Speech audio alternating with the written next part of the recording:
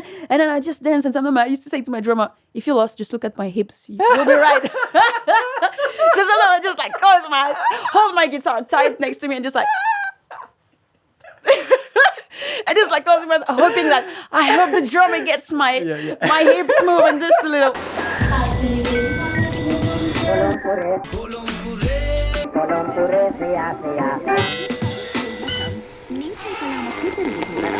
We would like to acknowledge that we are on stolen Yagara and Turrbal lands, and as settlers of colour, we reflect upon the damaging legacy of colonisation. Always was, always will be. My name is Melissa, and I'm a musician, I'm an artist.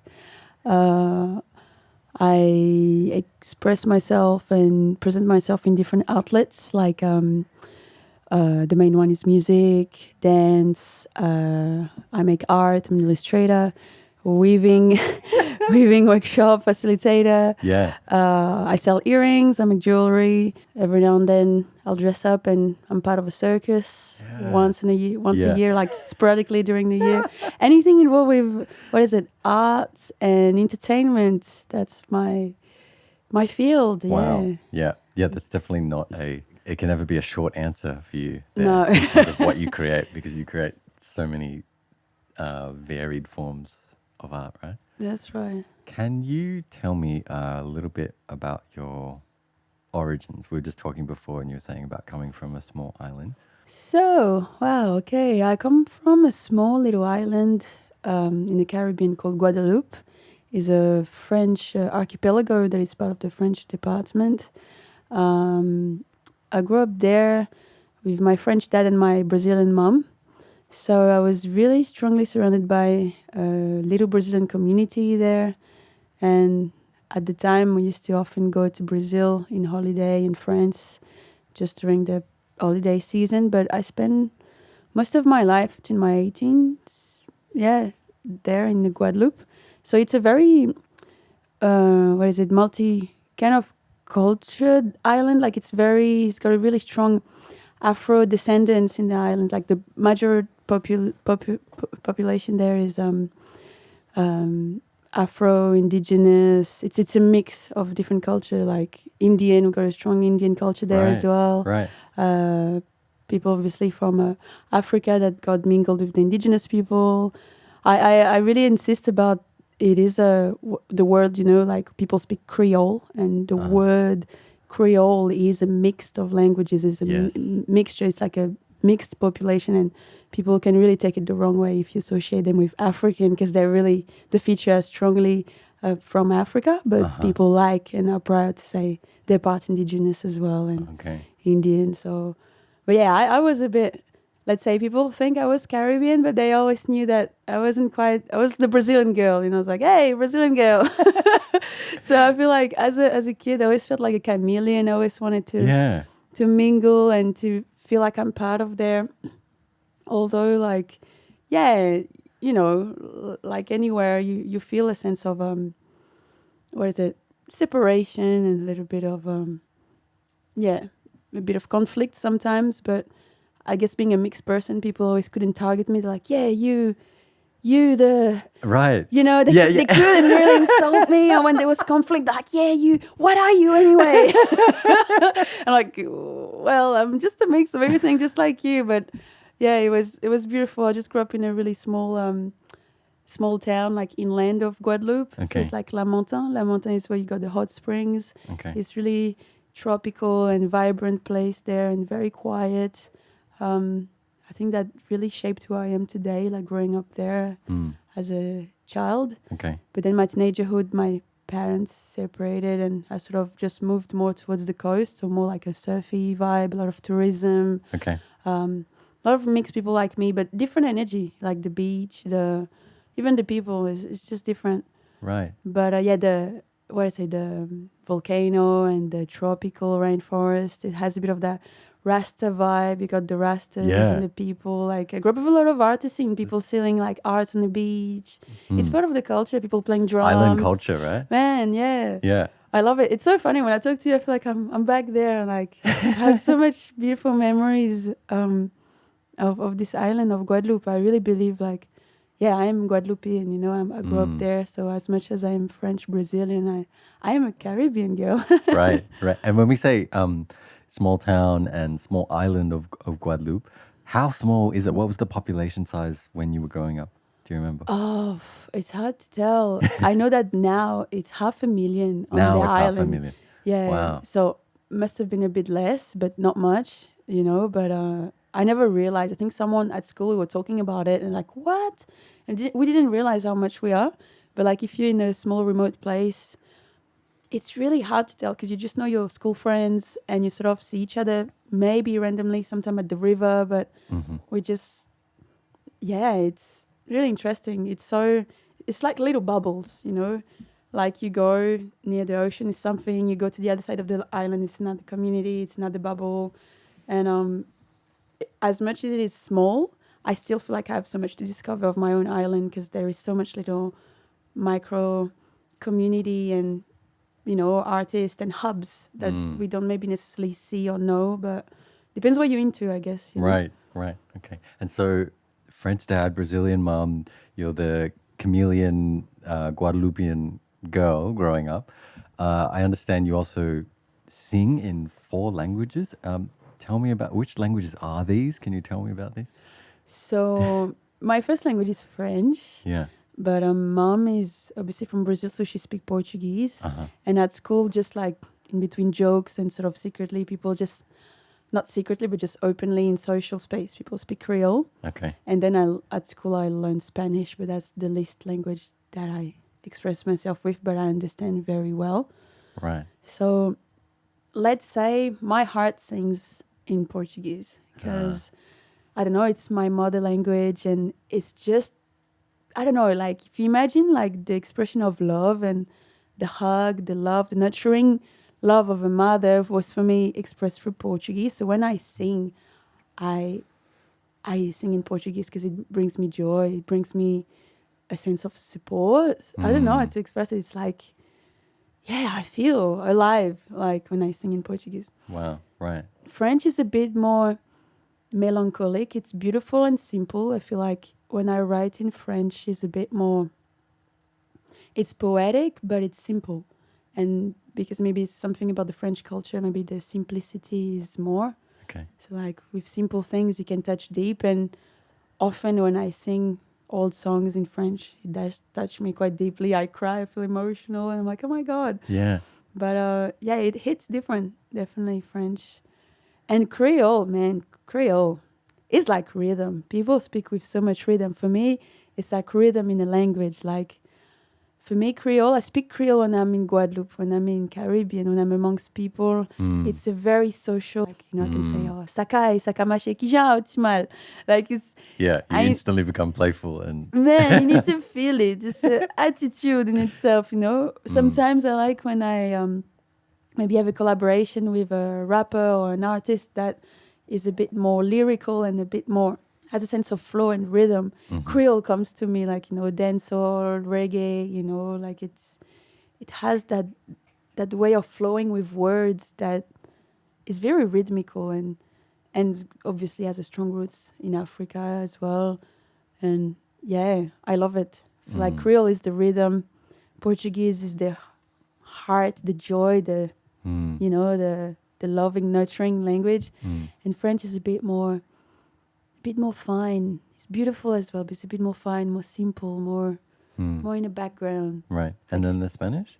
And Spanish is a bit more like, for me, when I want to sing in Spanish, it's very like, maybe because this is what I listen to, like medicine song, like the medicine, like the, people say the Pachamama, you know, like the, almost like the language of the earth, I think. Right. Like the Spanish almost has that feeling of, maybe the indigenous language comes to me a bit, like the culture. Yeah. You know, when I sing in Spanish, I think of flamenco, I think of Spain, and I want to harness the fire a little bit. It's a bit more that Right, right. fire, earth energy.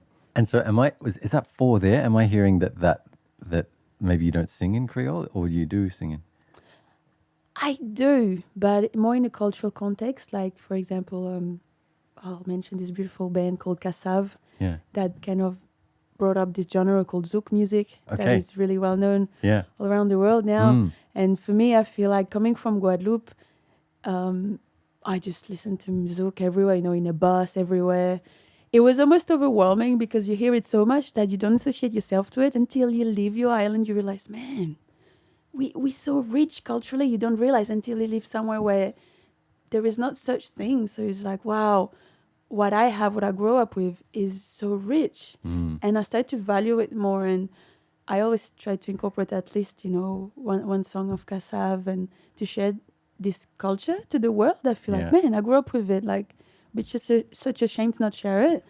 But then when I feel comfortable enough, let's say with, for example, with my partner Isaac, with a friend that is more, let's say, creating a rap verse, or we are freestyling and there's an element of dancing, or maybe someone invites me on stage and they're having a bit of a reggae, raga dancehall sort of set. I feel like the Creole comes a little bit. I have a few Creole verse that I wrote that are a bit, I don't know, they say something. Right. So then singing in 4 languages is a lie, because there's also English. That's right, there's So English you as sing well. in Yes. 5 languages. I've always That's thought right. it was 4 because I've never had it spelled out before. I forgot, but that's true now. I forgot the language that we're speaking in. I actually forgot. It's funny because everyone's like, oh, I just remember all the language that I spoke in my life, like talking of the past, but like in the present moment, I speak and express myself in English, so I can't deny that. Man, it's crazy. Oh, wow. Thank you for reminding me. Soon I'm like, oh, actually, I speak as well. No. No, I love languages. I think I could be a linguist. Like, I really, really like that. That is wild. So you mentioned like it's like growing up around Zouk music and you don't really identify it until you're far away and other people point back at this thing. Yeah. In recent times, we've had things like, ethnomusicology podcasts from the US and things like that, like hone in on like, what is this thing? Like there's been a bit of international interest in Zouk music. If someone is coming to that music for like completely fresh, like they've never heard it before, like how would you describe it to them, or what do you think they're hearing in that first instances? Man, it's interesting and tricky because I grew up with it, so naturally, my body will just go like that, and I hear the, and Zouk as a strong, because from Zouk, let's say, what's really popular in Caribbean now is compa. So you got Zouk and compa. Compa is from Haiti, so it's another island, and a lot of people in Guadeloupe and Caribbean really has a really fine relationship with Zouk and compa, and I feel that. You hear the rhythm, of the drums, like in the hi hats, just go like it's interesting because I'm so interested to really learn more the language of rhythm in that sense with the Caribbean music, because I just feel it, and to express it, it's like I've been trying to share it with Isaac and teach him and show him videos and look for tutorials and really willing to learn more to be able to share it. People are like, man, you need to feel it. You need to dance a little, like I feel like it's not something rigid. Of course, you can learn with the numbers, but I feel like it's something you need to feel. You need to just be there and be like, hey, I'm just going to sit with it and just feel the rhythm, like it's really hips. It makes your hips move. You feel the tropical heat of the Caribbean. I don't know, man. Right. I feel like you need to experience it to feel it. And so yes, you need to you need to be in your body. You need to feel it and let the music move you. Is that? And to get loose, I feel like you really, like even if you're a very rigid person, I feel like you'd be like, okay, like you slowly start to unloose your body. I don't know. I just feel like naturally when you grow up with those rhythms and that culture, you have a little sense of looseness, and it invites you to get loose, and that's what people use music for, I guess, in any ways. But it's beautiful. You feel like you get malleable, man. I think the rhythm for me is a big one. The rhythm, the bass. I don't know. I don't need to say it. I feel Africa. I feel this. My chest do this, but I feel like it's the heartbeat. You feel the roots. That's what it is. You feel the roots. You feel it's come from somewhere else, because there's a mix of calypso as well. Zouk is such a almost feel like I need to do a little study before I come and explain to you, because there is so many amazing people out there that represent this genre in the world so, so culturally, like properly, that I feel like I'm just a little drop in the ocean, a little outlet, like a little mixed person that just gonna interpret it in my own way as well. Like, like it's like samba, it's like zouk, any other style that has a niche. I feel like when you grow up with so much mix of culture, you end up doing something a bit of your own. Even if you try, people are like, oh wow, you play the zouk, the samba rhythm. And then when I'm playing to Brazil, people are like, wow, you play samba with a Caribbean feel. Yeah, okay, right. Is that like hearing like a different accent to a language or something like that? Literally, yeah. It's almost like if your melodies or your rhythm had a different accents. And sometimes I feel like so critical myself, like, oh man, I can't quite get it, And people are like, no, but it's awesome. It's different. Yeah. I love it. It's beautiful. It's like, it's unique, And I think that's the thing. I think as artists, we always try to be culturally correct in our interpretations and to make sure we acknowledge everyone and, to make sure we not clumsy in the way we present ourselves. But we need to remember that whatever way we will express ourselves, in whichever way you choose to present yourself, it will be unique no matter what. Doesn't matter how authentic you try to be. You will still have an essence about yourself. And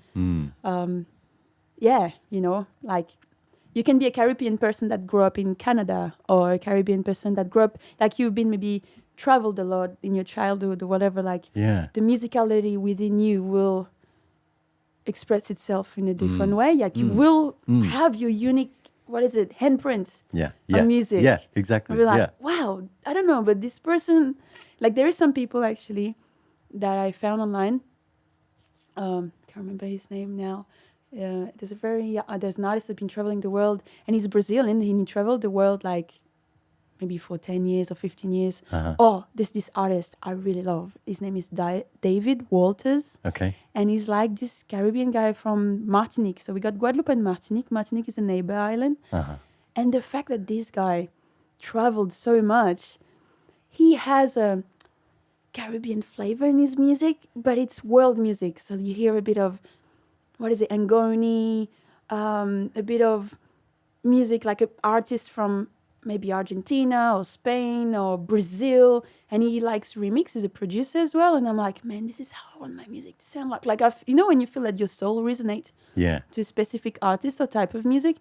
It took me so long because I like a bit of this, I like a bit of that, but it's not just this. It's not just flamenco music. It's not just samba. It's just a mixed, and I used to that mixed melting pot of things, Yeah. But sometimes you meet an artist that just has it all in one, and just it's almost like his intention to go a bit everywhere, record everyone, do a collaboration with different people from different parts of the world, and create the most amazing music, And I'm like, wow, I feel so inspired when I find people like this. I'm like, I really want to be able to express fully music that way, you don't feel restricted by a genre or labeled by someone.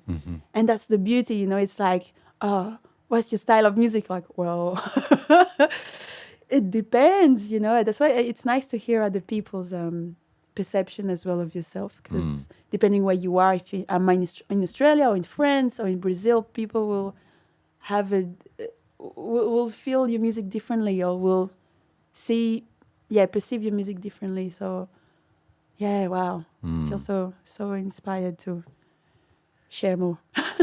Often when I'm having conversations with creatives in this space, often it's the first conversation I'm having with someone, but I've had the absolute pleasure of knowing and befriending yourself and your partner in music and life, Isaac, for a few years now, even before I came to Brizzy, coming up to Queensland and Sunny Coast. And somehow that distance, like I don't have a car, like Sunny Coast, that distance can be a bit different, and we don't always get to see each other that often. But when you were just embodying zouk, just then like making the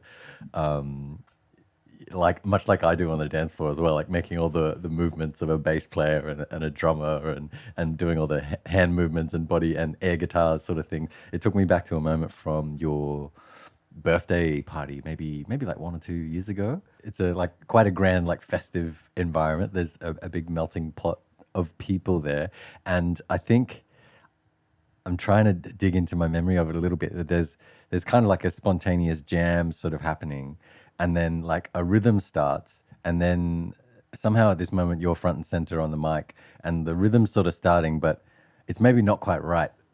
And then so you're in your body, and you just take this moment and you lead us into this rhythm, and you're like na da da da da da, like, and you like command the moment, and then just the energy just went just like rose to the roof, and I often like see you in your element in those moments. Like, what is that like for you to just like catch something and go, no, I'm just gonna direct it over here. Okay, cool.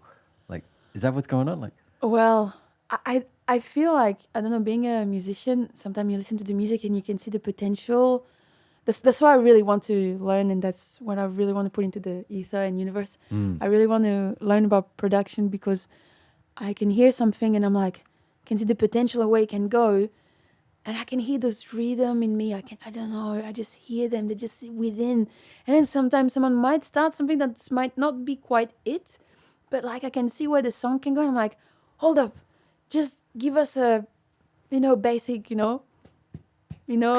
what is it, dancehall rhythm, coco rhythm, like this rhythm, like this clave exists in so many, yeah, in so many song and cultures that it's like, okay, hold this basic rhythm, and from there, let's see where we can take us. We can go Yes. to Brazil that way. We can go to Caribbean. You can even go to Africa, depending who's in the room, who's on drums. Yes. Like, you can really take the rhythm somewhere else. But sometimes if people don't have much, maybe rhythm Yes. references, Yeah.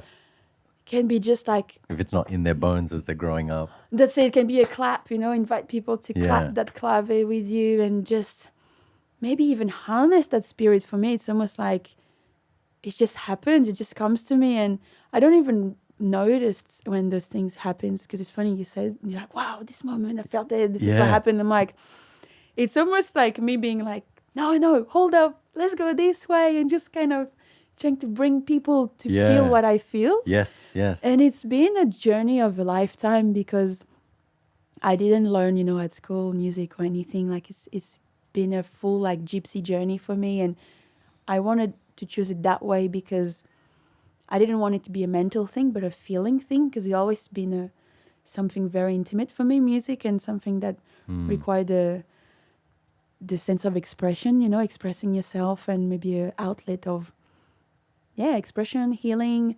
And I wanted to go, no, I want to learn by ear, and I want to tune into what feels maybe ancient or maybe deep in my roots. Yeah. And to learn, it's hard, because even if you do a music school, they're not going to teach you, like, let's say, a particular style of rhythm, a particular style of music. They're just going to teach you how to use things for you to be able to express yourself. So for me, I was like, I want to go a bit more the gypsy spiritual way, in the sense that I feel with my heart, I listen carefully, and try my best to interpret how I feel. And to go that way, I guess, gave me a bit of confidence that I didn't have, I think, when I first arrived in Australia. And coming from a small island and being quite a reserved person at the time. It's funny to say, but like, oh my gosh, when you arrive, and the way I express myself, I'm so explosive. But it took me a while to meet myself fully, like to fully, flourish. Yeah. And be myself without a sense of feeling judged and rejected. I guess being a mixed kid among a strong culture, in the Caribbean, like you don't fit anywhere. When you're the mixed kid you have Always the outsider. You're always the outsider. You got the French people, you got the Caribbean people, and you got the mixed people. I was just in between, and somehow I was mixed, but I was not from there. But in the end of the day, it doesn't matter, because you realize that when we leave the island, when we come back, we all islanders. we're all Caribbeans because we grew up there. No matter if you like blonde, blue eyes, man, you grew up with the rhythms in your vein. You grew up with that music. Like, it's different than, you know, a blonde guy, blue eyes, that grew up in England or America. It's really different. Yeah. Like, I really believe that where you're born has a huge imprint on who you are. I mean, on, your identity in some way, or what you will relate to, you know, like Afrobeat for me is huge. I love it. Like, subconsciously, like, Afro rhythm was all around me all my childhood, and yeah, it's amazing. So for me, I feel like coming back to that moment, like you were saying about guiding people through rhythm and embodiment. I don't know. I feel like in that moment, when that happened, when I do that and I can hear that the drummer is tuning to what I'm doing, usually it's Isaac or someone else. Yeah. I'm just like, yes, you got it. That's the feeling. And then I just dance. And sometimes I used to say to my drummer, if you're lost, just look at my hips. You'll be right. So sometimes I just like close my eyes, hold my guitar tight next to me and just like, I just like close my eyes, hoping that I hope the drummer gets my hips moving just a little. This bit means kick drum. This means... That's it. It's just like, all right, you know, just like... Also, it's too rigid. I'm like, come on, man, just... I try to bring a bit of jazz into it. See how the jazz players, they'll be like loose, just... I don't know. Oh my God. I've never heard of conducting percussion with your hips, but that makes so much sense.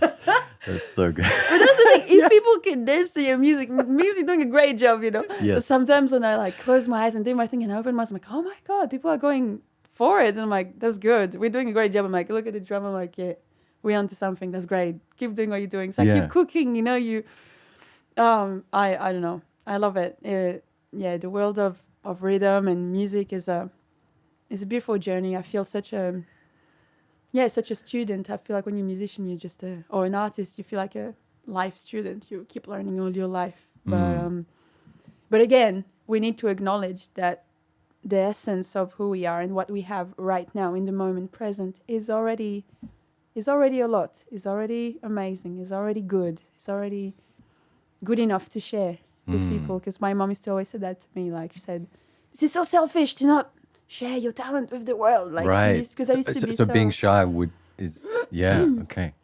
Yeah, I was so shy that I used to like. So I had to imagine. I was like, imagine a very melancholic person, you know, like in her room, just like playing guitar and singing.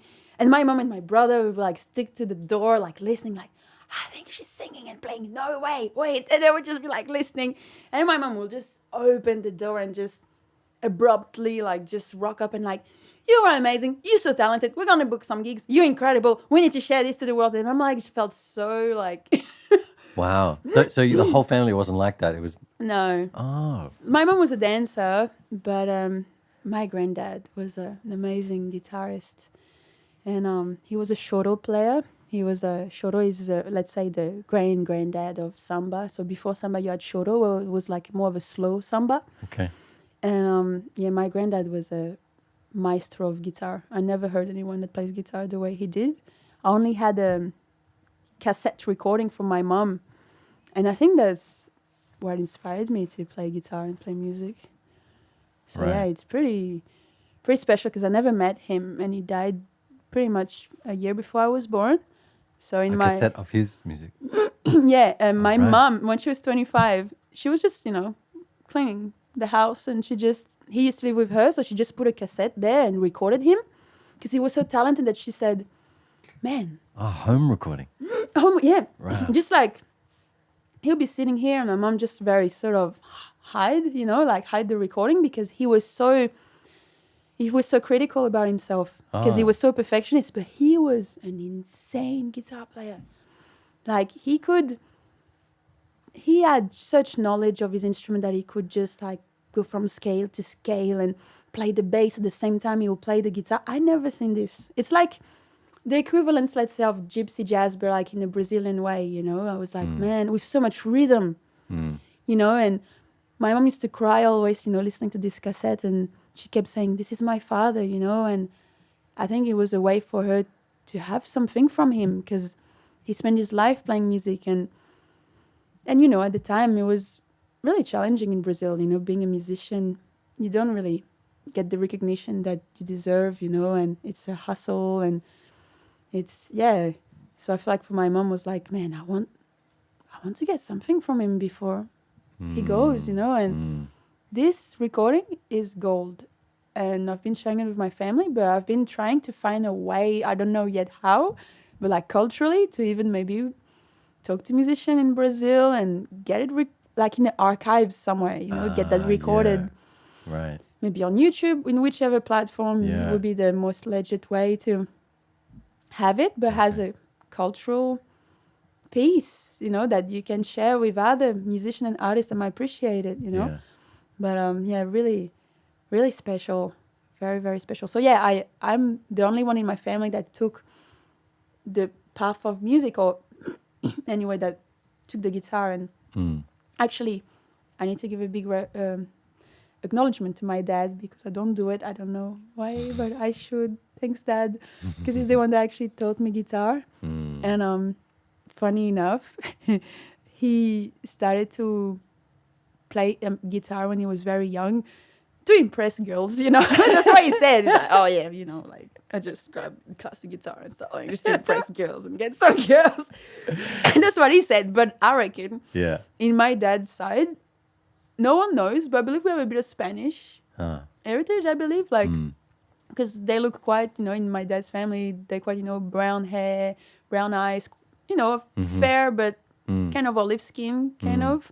And my dad went to Spain when he bought his guitar that he still has today, like his classic guitar. And he went to Spain and bought this guitar and fully kept learning music as a hobby, But when he met my mom, he started to learn bossa nova. So it was like he just fell in love with my mom, but fell in love with the culture, like fell in love with the whole, genre of music, bossa nova, and just started learning to, of course, impress my mom and try to get my mom, But it was beautiful. My mom was so enchanted because it reminded her of her father. So somehow, it's funny, I never realized, but somehow music has been a little bit bringing me into this world in a way, I guess, like the love of music, the love of music kind of brought my parents together. And my mom was brought from the island by, I call him my uncle because he is my biggest inspiration in music. He's like, let's say, he's like the first Brazilian guy that rocked up in the Caribbean at the time and wanted to make his career there and started mixing Brazilian music with Caribbean music. So that was the time where lambada was big. Yeah. When lambada appeared. Well, this guy pretty much made sure he knew all the, people out there in the music, in Caribbean, Kassav and everyone. And he just kind of came at that time when lambada was big. He's like, okay, I'm going to make music in the Caribbean. And he started doing that. So this whole era of lambada was like my childhood. Wow. I was like amongst the people dancing and the samba dancers coming from Brazil. We always had his show in the hotel. Like, I feel like even though my parents weren't musicians, my mom's community were musicians and dancers and choreographers, because that's how she came to Guadeloupe. Like, she was a back vocalist and a choreographer for this guy, Gilayo. So big up to Gilayo, my uncle. I love him so much. Like, so awesome. I just realized that he ended up taking the granddad figure that I didn't have. And I guess knowing that I had an amazing granddad musician, he sort of took that space. So for me, it was like, I remember watching the drama being like, wow, at 5 years old, like, how can you do this? And then him just so much rhythm. He used to even like, with a stick, like there's a Brazilian instrument called berimbau. Yes. That they use a stick, to do ding ding ding. So he used to do that on his guitar, like ding ding ding ding ding on the guitar, like so rhythmic. He had the most amazing rhythmic on the guitar, and I was just like, and people used to dance, and social dancing was huge at the time, and it was just before the 2000s. I remember it was I was very young, maybe 4 or 5 years old, but people were happy. A lot of people were like dancing. Music was everywhere in every bar, restaurant, hotels. People used to go out, social dancing. And then when the economy started crashing, you start to get a bit tricky, and you start to feel that, oh, there wasn't as much live music. But the Brazilian community still gathered up and got together. But yeah, it was really beautiful. And I think my mom being a dancer and having a father who was an amazing musician, she always supported me with music like 100%. It was like, she always kept seeing ahead of what I could even conceive. She's like, you're going to be famous. You're going to, jump on stage, do this, do that. And I was 16 years old, like so shy and so like, I'm doing this for myself. I never can see myself do this. This is so overwhelming. Yeah. That's why every time I see a shy teenager, playing guitar and being so shy and so like unconfident, I'm like, I feel you. I used to be that person, and it's just a matter of like finding the space and the environment for you to be yourself, explore you to be yourself, The island was great, but my mom was already a bit of a superstar in her dancing, Okay. Right. Yeah. thing. So she was a very outgoing person, and she's very good socially. She wasn't going to have an introverted child. Oh my God. She did everything to put me on stage at 16 years old with like sweaty fingers. I'm like, man, I was just like, what am I doing here? This is crazy. But thanks to mom for pushing and believing in me, because I was so shy. And I think if I didn't had this kick in the butt, I would have taken so long, or I would have maybe not, it would have maybe stayed a hobby. I don't know. I don't know really what would have happened, but. Because that's something I often find with chatting with creatives, that myself also having an introverted background and then pushing myself to become a solo performer for a time. I'm often doing like backstage interviews with artists or something, and then like after they get off stage and they've been doing this amazing performance, like you get them to speak about some of the things that That's me. That's what. Wow. yeah. It's just like, oh great, and then you're like, oh, you think that was good? So they start doubting. You're like, oh man, I don't know. I think that chord was a bit wrong. Oh man, you start feeling so bad. Like, oh my God.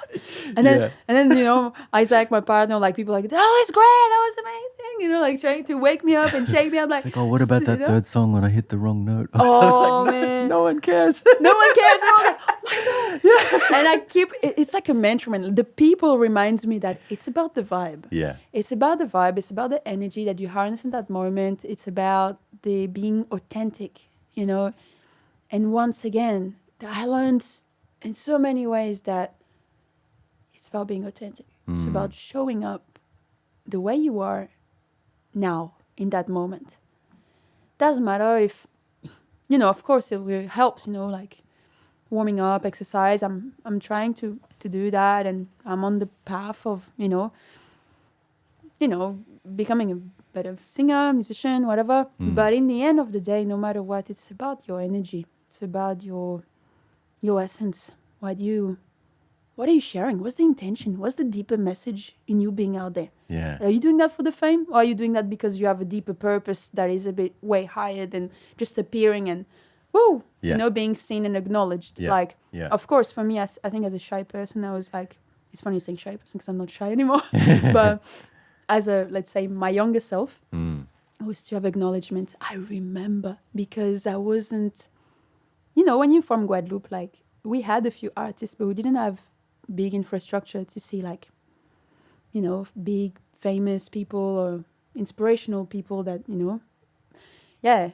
So for me, I felt like I used to watch on YouTube on my computer, my old computer. I used to watch on YouTube concerts in Brazil of artists that my mom showed me, or a lot of my music came from my mom and my dad, and I was like, wow, watching the live performances, and after they finished playing, you hear the whole crowd go, wow, and clapping. Yeah.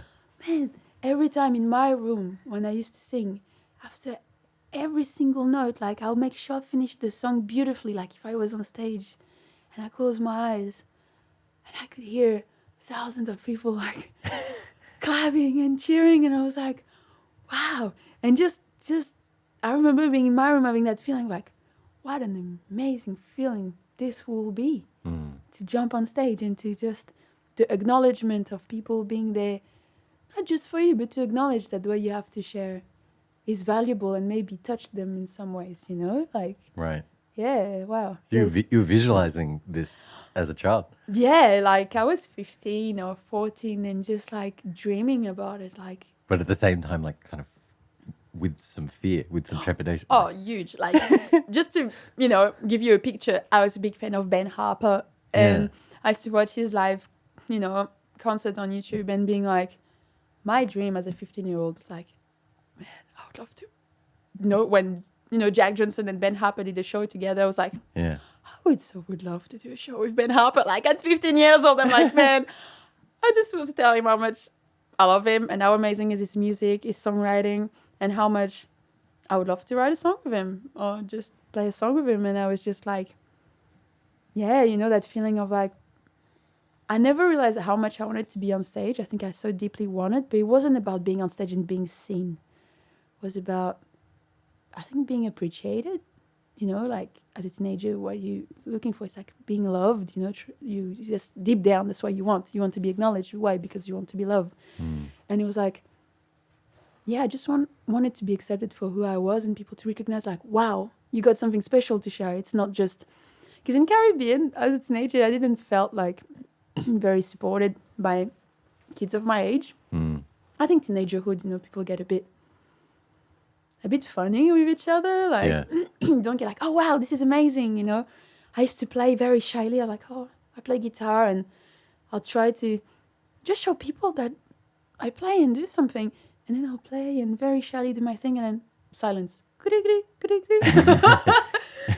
And then, you know, instead of people complimenting, they'll be like, so, yeah, well, then we're going to keep going. And, you know, they just keep talking like nothing happened. And I knew that I impacted people, but I don't know, maybe there was a bit of jealousy or people felt maybe uncomfortable. I think that's what I felt at the time. And you weren't getting that stadium applause that you were envisaging. No. And I don't think it's because I wasn't good or anything, but I think it was just like people didn't expect first that I sang. There's like, oh, far out, she can sing. But then they were like, it's a very French thing as well to be like, we're not going to cheer you up and we're not going to clap to you. It's like, oh, this is, you know, it's like, oh, this is not too bad. You know, like if you're really good, people, not too bad. Oh, well, let's see in a couple of years, she might even be even better, you know, like I think it's funny. I think people, what I felt anyway, growing up in a very French education was like, they never over supported people because they felt that it's like a threatening thing. Felt threatened. Exactly. It's like, no, you're going to work better under stress. If I stress you and don't compliment you, you're going to work better and be more efficient. Whoa. Or you're going to get to like, oh, do you think you are the king of the castle? Sorry, but you better work more, you know. You think music is easy? Okay. No, you know. Right. So I always felt like I need to work hard. Yeah. I kept working harder and harder because, yeah, no one said that what I was doing was, even just saying, oh, that's nice. You know, like even, didn't need to be amazing, but just a little like, well, my mom was the one, but my mom is my mom, you know. The compliments of my mom, I didn't know how to take it, if it was relevant or it was because I was just her daughter. My mom was like, you're amazing. I love you. This is incredible. I'm like, and then you're getting crickets at school. Yeah, and the crickets at school and just like, and my dad was the same in a way, but it's the French way. It's like, nice. It's just kind of like, yeah, need to practice a bit more, you know, and it was nice because I just kept working and it was great, but I felt like I had the recognition of my mom because she was my mom, but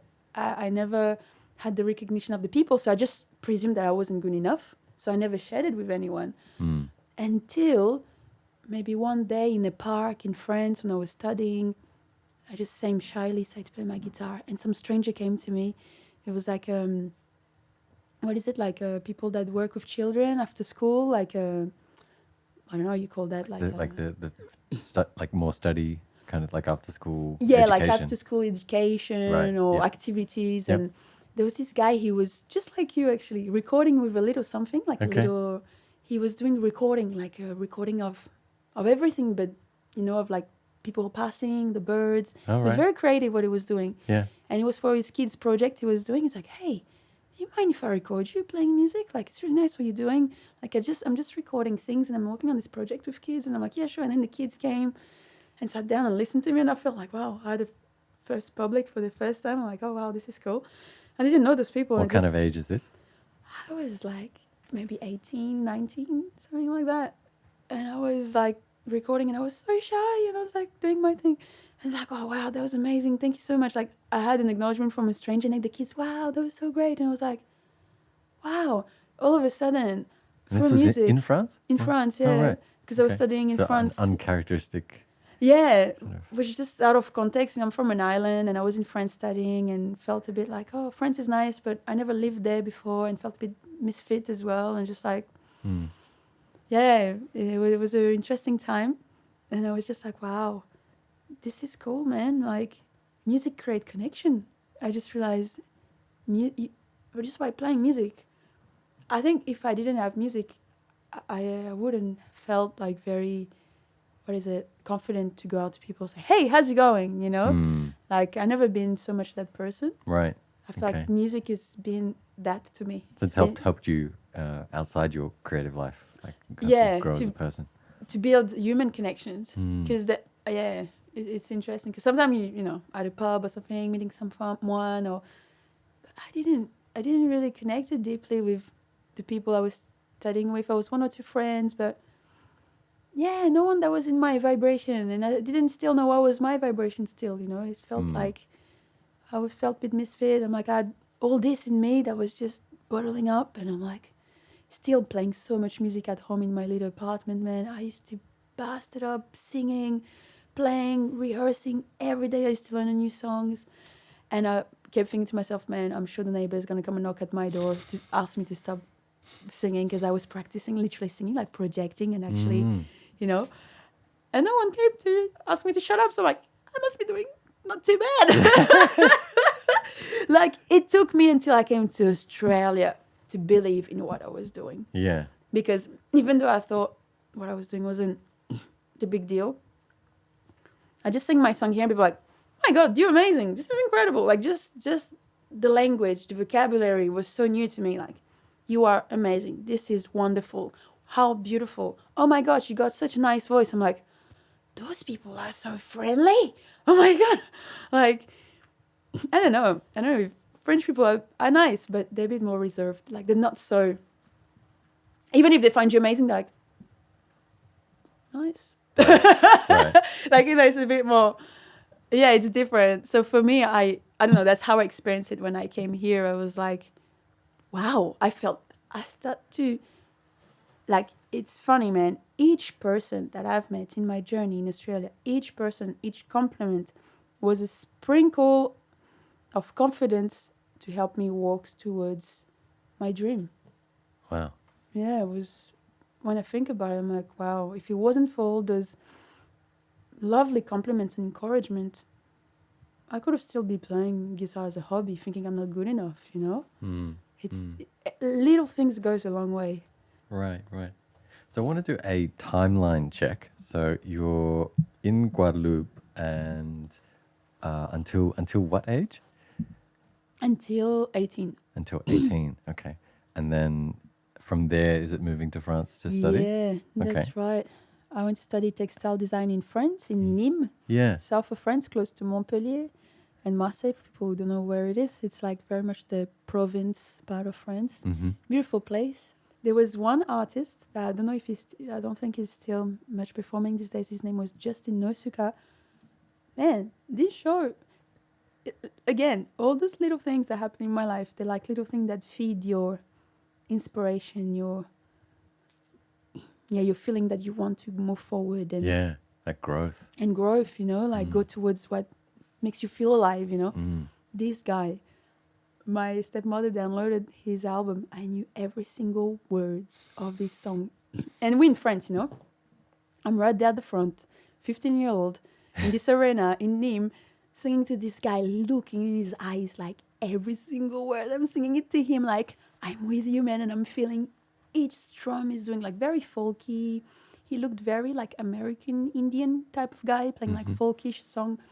And I was just, like, I don't know, being a teenager, he was kind of good looking as well. And, you know, dream of, like, maybe playing with him and just like, trying to have, and no kidding. The guy looked at the audience and I looked around me, you know, people were just, sorry to say, a bit blasé, just listening, just like, you know, enjoying it. But no one was dancing. I was I was feeling you the were music. you were reflecting that energy back. Man, exactly. Yeah. I was giving back what he was giving. Yes. And then he opened his eyes and he looked around and he looked at me and gave me a wink, just like smiling. I literally looked at me, saying at me, and like, and just like, and as soon as I said, "Fuck yeah, man, you got what I'm doing. Fucking love you," Yeah, and give that me a wink. connection. Yeah. That connection, and I just like, and I just thought at that time I was still this shy girl, and I looked around. I literally looked around like, who is he winking to? And I looked, everyone looked so blasé, like, and I'm like, must be me. Yeah. And I was just like, oh my God. And I felt so like, yeah, I always had so much appreciation for music, because I think my mom and my father told me that, because, yeah, music was always there, you know. But yeah, wow, to just be on stage, to perform your original songs, I was just like, yeah, man, this is epic, you know. Yeah. It was so empowering, and I always thought, wow, imagine. I kept saying to myself, imagine. I'm like, oh, if I remember, was like, oh, wow, that's a bit scary, but that could be such a cool experience. Like, I feel like all my young age, I had glimpses of moments of like, oh, imagine playing to a big crowd and people are listening to your music and they're digging it, and yeah, I get almost emotional because it never felt like, it always felt like a dream. Never felt like it could be true, you know? Like, it's, yeah, I don't know. I always felt like a bit of a island girl with big dreams. Yeah. You know, but it's possible. You can do it. And sometimes it takes just to take a leap into the discomfort of not knowing. Being like, okay, I need to leave France. I don't know what I need to do, but I don't need to be here. I need to go somewhere else and travel the world. Yeah, okay. And try to look at different options. And thanks to my supports of my dad that orientated me, said, oh, it'll be nice for you to practice English. You know, didn't want to go to England, didn't want to go to America. Yeah. Did you have much English exposure growing up? I had, let's say, a good English for a French girl, because my dad used to practice with me English at school. Like, my dad is a teacher. So you did grow up with it. So my dad always encouraged me to speak more Portuguese and practice English at home. So I had a very, let's say, basic English. Yeah. But more for than... your fifth language. Yeah. That's right. Don't put yourself down there. That's right. It's like, oh, sorry, I don't speak English very well. It's like, oh, so many people who I find that say that, like, speak 3-4 languages. No, it's like, no, English is way overrated. Don't worry about it. That's so true. I was talking about it with another with my Brazilian crew friends, and we were like, man, and it's hard, you know, for people that maybe don't have facilities with languages in general. Like, they feel like sometimes people don't consider them as intelligent people or knowledgeable because they feel limited by the language. Yeah. And it's true. Like, I feel like over years I've been trying as much as I can to use wisely my words and articulate for people to take me seriously and to show people that I have something deep to share and important. Like, and it's really interesting because, yeah, it's a thing. And I never thought about it. It's like, you might be speaking, let's say, a bit of a broken English, or your accent is very strong, and people don't sometimes take you seriously or take in consideration what you're saying because you don't have the words, or maybe the pronunciation is not quite captivating enough. Yes. And it's like, man, and that person in its own language is like a psychologist or a scientist. Yeah. Do you know what I mean? Yeah, Like, absolutely. Yeah. It's so interesting. That's why we need to be so much acknowledging. Thank you so much for acknowledging that. Of course, because your fifth language. Come on. I forgot myself as well. It's the French, and it's like, no. Yeah, putting yourself down. I think it's a syndrome. Like, we never put ourselves too high up because we're still learning. We have so much to learn. Yeah. We so like, and Brazil is the opposite. It's like, I am marvelous. I am incredible. I am embodied. Right. I'm empowered. Yes. It's like the opposite of the scale. Yes. Like, when I see my mom, she's like, I don't care about what people think. I'm my own self. I do what the hell I want. I am like, she's a superwoman. My mom, she's like this kind of like personal trainer, coach. She's just like, she's like the sunshine, you know. She's just rock up. And my dad is beautiful. I love my dad, but he's a bit more contained, and I really, really love him so much. I think it's good to have both. You know, I'm so happy to not be such a big head person, you know, that just like think I'm like higher than anyone else, but to still remain humble, I think, is a huge thing. Like, for me, doesn't matter how big you get or how far you go, if you can still remember your essence and what's your intention. Always when you get sidetracked in things, you know, you remember what's your intention, what are you here for? Okay, let's go, you know? Right. So important, or you get distracted, fall into other stuff. So 18, you're in France, finished up your studies, and you're attracted to the idea of traveling the world. Man, What happens? well, funny enough, I had the biggest heartbreak and felt like, what am I doing here? And that's when I had that big revelation of like, wait a minute. I remember I was walking in the street around all this concrete around me, and I'm like, this is not who I am. If I would have chosen to live somewhere or to be somewhere and put my energy somewhere, I would have not be here. And at that point, I was finishing my textile design and realized that design, I studied, let's say, fine arts from the age of 16 until I was 19, something like that. All right. And let's say from 18 to 19, I specialized myself in textile design, but I realized I was more an artist than a designer, because towards the end of the year I was getting a bit more, industrial minded, very not so creative, you know, just more business minded and industrial minded for bigger production. And I was just like, this is not me. And I just realized, what am I doing here? A concrete jungle, studying design? Hold up. And I just like had this big shift of like, okay, what's the thing that you love the most? Music. All right.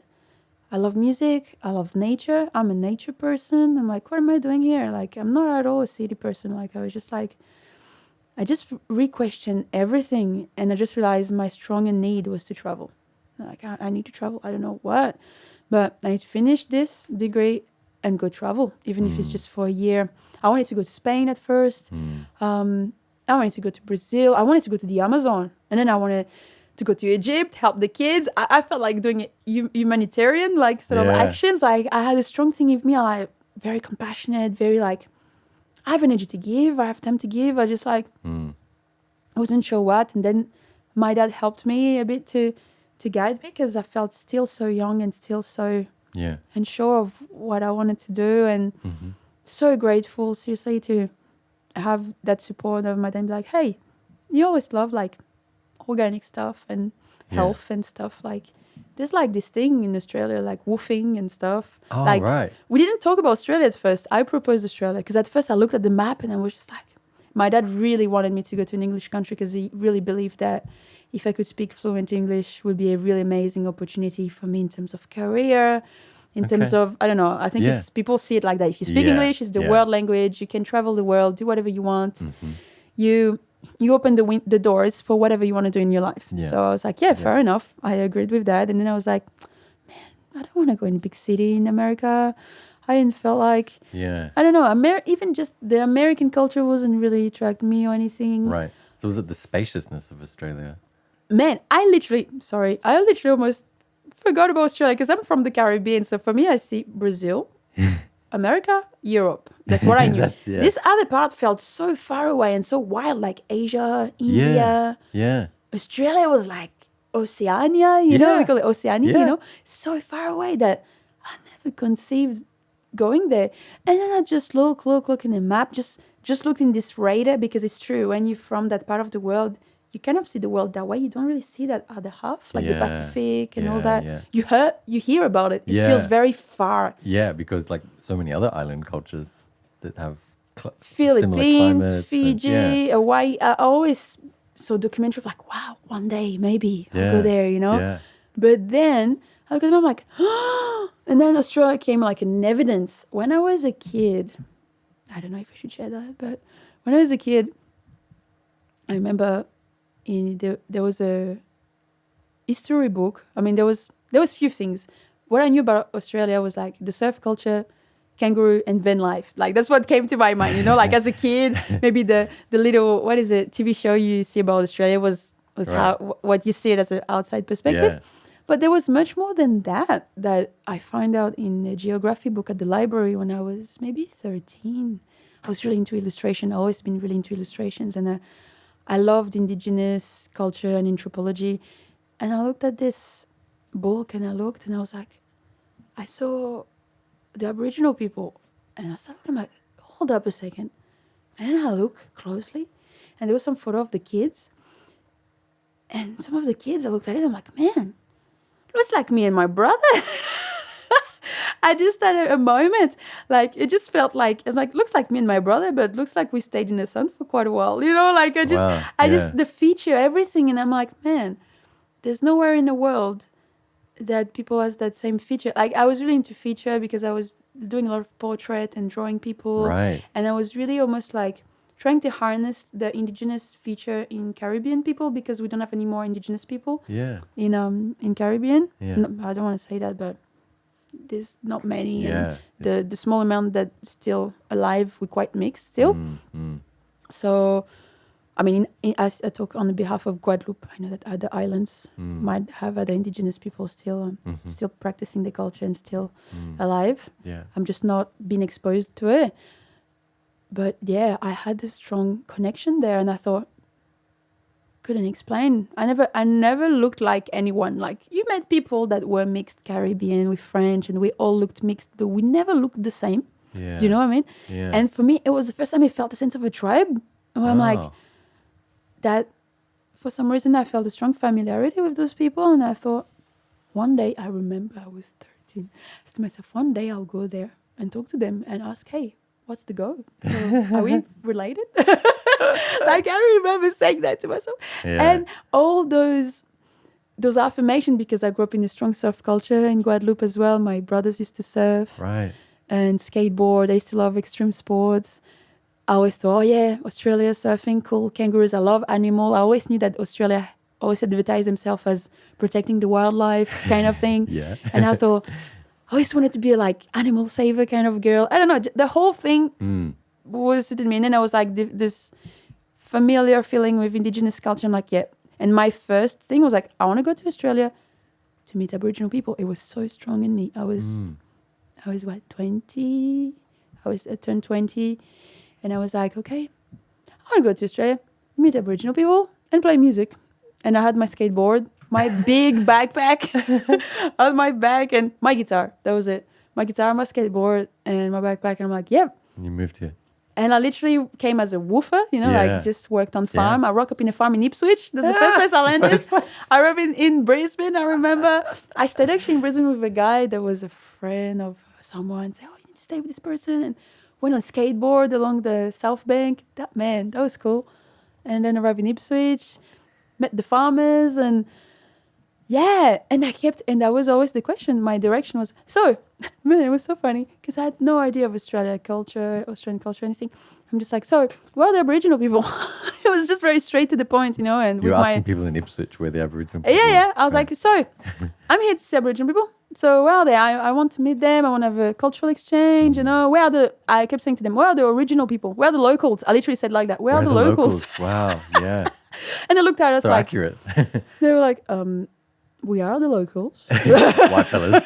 Yeah. And then I was like... Not getting the context. And I'm like, oh, no offense. I'm sure you've been here for a long time. The original locals. Yeah. I was like, oh, maybe I should say original. I really came with the mind of a child. Like, was so young. Like, I felt I was just like, oh, wow. Yeah. It's like, oh, your family's been here for a generation. Oh, wow. And then starting to hear about people's culture. And it was great, But then I was like, always like, it was always a bit of a tricky question that no one could answer. People what I hear a lot was like this uncertainty and be like, well, you might see someone on the street, but they're not really, they're trying to say to me like, no, the alcohol and things. Like, it was always a bit of a negative image about him. Like, and I felt really sorry. I'm like, I'm sure there must be, like conscious, reasonable, local, original people here. Yeah. So I just kept going and asking. My thing was weaving because I was studying textile design and I was an artist. I wanted to learn traditional,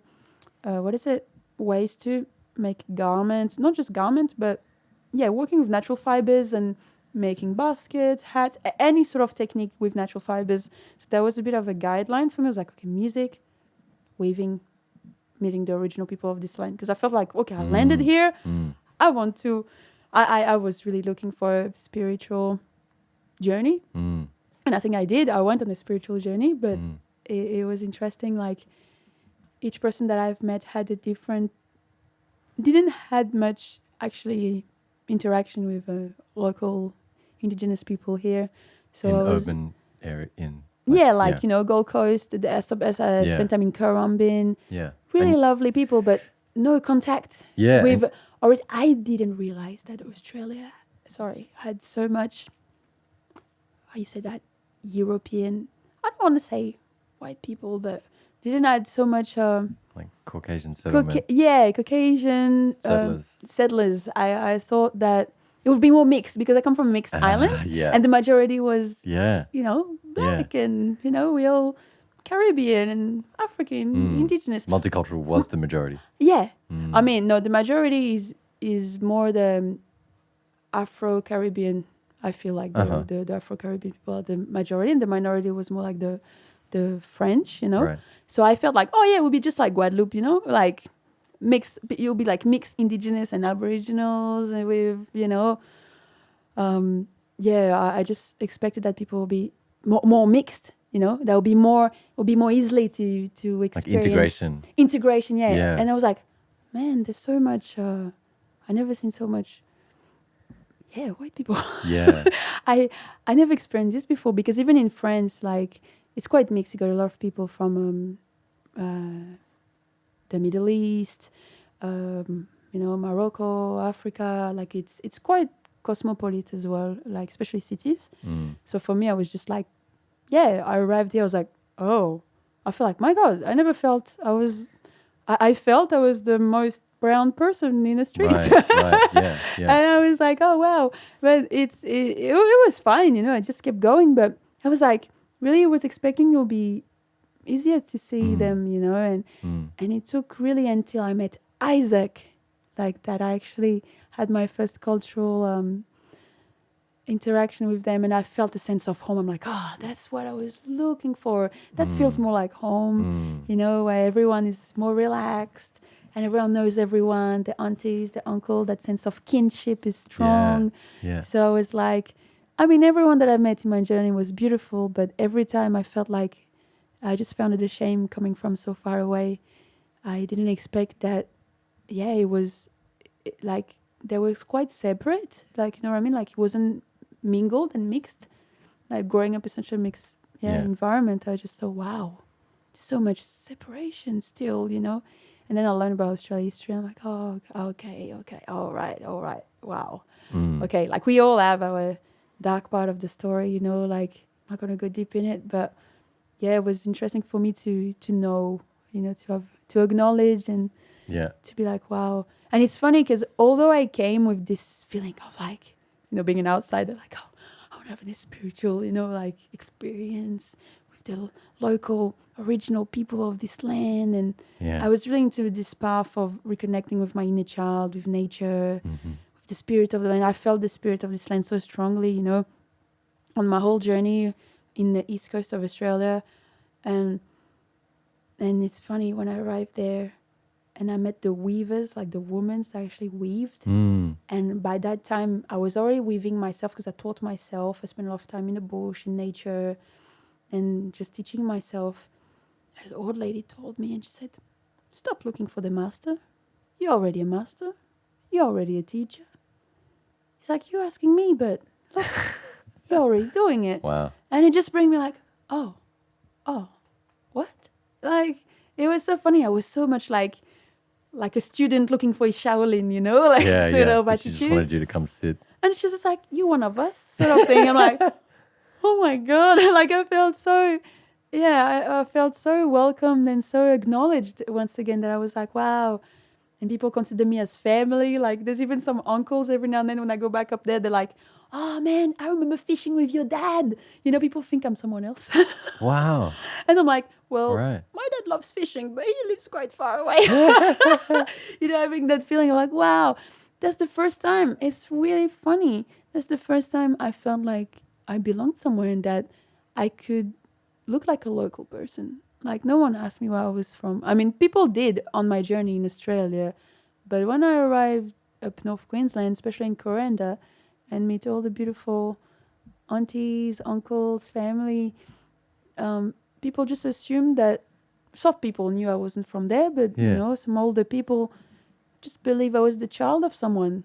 Wow. So So you not being able to feel that your whole life, not in Guadeloupe, not anywhere. no, I think, I don't know, because I look quite Latino in a way, I guess people just thought in Caribbean I was in holiday all the time. Like I leave there, be like, so, hey girl, what's your number? Like, are you in holiday? I'm like, dude, I know you. Like, you got, like, it was hilarious. I'm like, you go buy your bread there. They'll see you on your bicycle every morning. Like, come on. It's like, but They just thought you were tourists. Man, and like, but I never saw you in this end of the street. And I'm like, dude, I grow up here. Like, it was a bit annoying. It's just like, Wow. oh, yeah. So always outsider until until I Karamba. came in Coranda, I experienced up north and went to a few indigenous festivals with Isaac and experienced Laura Festival and felt, like, welcomed into the family there. And, they smoked us. And I really felt, like I have indigenous ancestry from Brazil and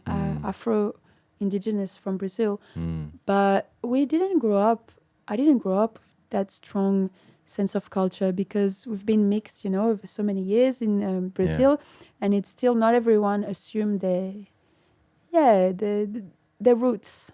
That's it. Not everyone assume proudly their roots because of religion or beliefs, Right. So for me, I was always longing. I remember in Caribbean, I remember as a child, I was 5 or 6, I used to grab the ochre, like the clay or the rocks, and crush them on the river and just paint myself with the most amazing color I could find. And I used to just go for it and just imagining being an indigenous person there. And I felt like I was connecting with my indigenous ancestors, grabbing leaves and sticks as a kid, trying to make them fit and trying to weave. And I remember being so frustrated, not being able to know Have the a skill. teacher. Have a teacher. And I remember crying in the river, being like, Wow. I wish the indigenous people of this land were still here to teach me. It's so deep. At 5 or 6. Wow.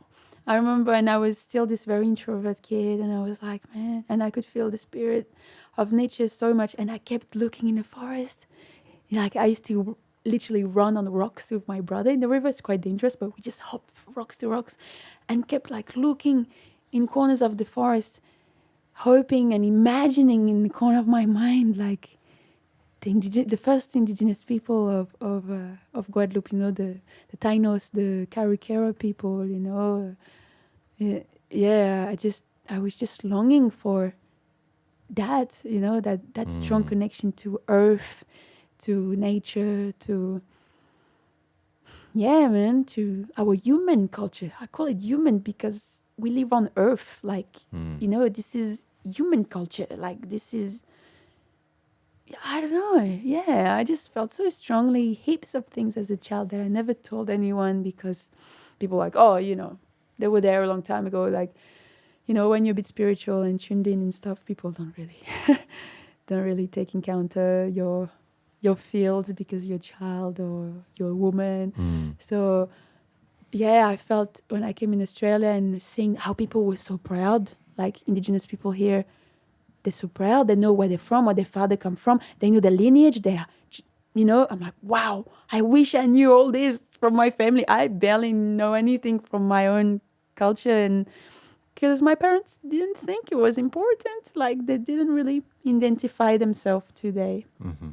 Their roots or whatever. But for me, it's like being an artist and a musician. It's a huge part of my expression into this life, even if I don't have much knowledge about it. Through my art, my music, it's a way for me to connect to my ancestors. Like, I don't know. Do you know what I mean? Like, for me as a child, I remember when I was studying art when I was 16 or 15. I used to draw portraits of people I didn't know. I used to sketch indigenous people that just came to me. And people are like, hey, who's this shaman or this guy there? And I'm like, I don't know. It's just, I was just drawing in the hope to meet my ancestors or to meet the people of the land and just to sketch people, sketch places and just trying to tap into something. And just, I had this belief that if if I just kept on drawing, if I just kept making art, this will come through. You know what I mean? I feel like through my art, my roots will come through. And it does eventually. People are like, oh, wow, that's very Afro-Indigenous. Oh, that's remind me of Brazil. Oh, that's very like, oh, wow, it's very like nature people. I'm like, yeah. Like, even in my music, I talk about, like uplifting stuff, but as well connection, the land, the mother, to bring back that awareness that, we don't need to be so disconnected. Like, we don't do it on purpose. It's just conditioning. Like, the metrics is just what is our framework. But for me, it was like, so glad to grow up in the Caribbean because you escape the matrix and just go swim and dive with my dad and go in a river. You're in the element. You're in the element of nature, and it has the energy to it, Yeah, and so tricky for like a child of 5 or even a young traveler of 20 to try and process that legacy of colonization and erasure of people and culture and genocide and all the impacts that it's trade so and huge. taking over big parts of the world have. Man, and being a mixed person, I always felt with the dilemma that within me, within my bloodline, within my DNA, I could hold the story of this world. Maybe I came here on Earth, or somehow within my spirit, whatever, I carry the original people of this land, but maybe I carry the people that came and maybe killed those people as well. Do you know what I mean? Like, I feel so much, in the middle of the scale. I feel like, I don't know, I don't know if I should share that, but I always felt like, as a very young age, I always felt like I was a rainbow child and that I came on Earth to bring peace. That sounds so like, fairy, hippie stuff. But I always felt like, because I never belonged to any group. And I always felt like I could understand. I don't know, I feel like I had so much compassion. Like a mediator. I always felt like a mediator, man. Like, in my life, even with people, with relationship, even, it's insane. I always feel like I was the mediator. And I could just see the whole story, like, from an outside perspective, being like, man, we need to heal our wounds, and we need to dive deeper into each other's story, each other's life, each other's habits, each other's jokes, each other's way of thinking. I'm actually reading a book at the moment. It's called How the Worlds Think. And it's really nice and refreshing because I'm still very specifically about philosophy, but it's about this guy that's very humbly, sharing about his, of course, perspective, but understanding of all those different philosophy and different culture, like India, the Middle East, the European or Greek philosophy, and indigenous. I'm still at the very beginning of the book, but I'm like, wow, it's so nice to finally read something that is a bit that consider everyone. Sometimes you read a book, let's say, about the evolution or the Homo sapiens, whatever, but no one talks about the Aboriginal people. No one talks about the original people of this. And I'm like, we live in Australia. I got Indigenous friends. Like, well, where are the original people of Australia in the whole like scheme of? I don't know. I'm always like, it's so nice to just step back and have such a broader view of all this amazing, beautiful mix of different culture and places, people, population. I don't know. I love anthropology. So for me, it has a really tight relationship, I guess, with my music, my work, because it's the story of the people, it's the story of places, it's how people crossed the seas, sailed from Hawaii to Brazil. Our Wayne lady told me that we connected from sweet potato, in South America, because the indigenous people exchanged sweet potato and they only grow in South America, not in Hawaii, Like, I love to hear those stories, and it feeds me and it reminds me that, yeah, man, this always happened. We always crossed each other's path. There was always like trades and mixed that wasn't as common back then, but there was like a off story, Dreamtime story of this mixed kids that was like the rainbow child and whatever. Like, yeah, I don't know. I just feel like if I can maybe make a change in the world with art and music, well, and bring more peace and joy and maybe bring a bit of healing to this really harsh, bitter, judgmental, separating world. You know, if I can bring people together with music, art, and then I feel like, yeah, I feel like good. I feel like I'm fulfilling my purpose, you know? Well, that's a beautiful mission and a beautiful message, Melissa. I want to thank you for coming in today to Creative Tales. Thank you so much for having me.